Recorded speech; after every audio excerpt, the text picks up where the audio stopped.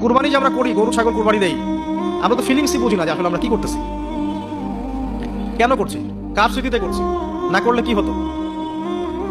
তো এটা নিয়ে তো এই যে একটু আগে এক ভাই বলে গেলেন যে এগুলো নিয়ে যে বিভিন্ন মহলে অনেক সমালোচনা, পশু কুরবানি অমানবিক, এই সেই, এগুলো তো চিন্তারই জায়গা নাই, এগুলো চিন্তার তো জায়গাই নাই আমাদের কাছে।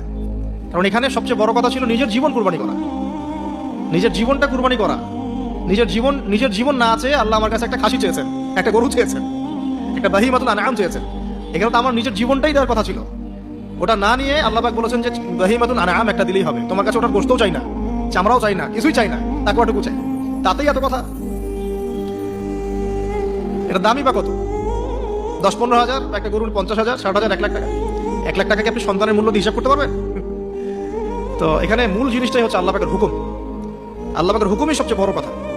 আল্লাহ পাকের হুকুমের ফলেই নেকি হয়, অন্য কোনো কাজে নেকি নেই। আল্লাহ পাক হুকুম দিয়েছেন।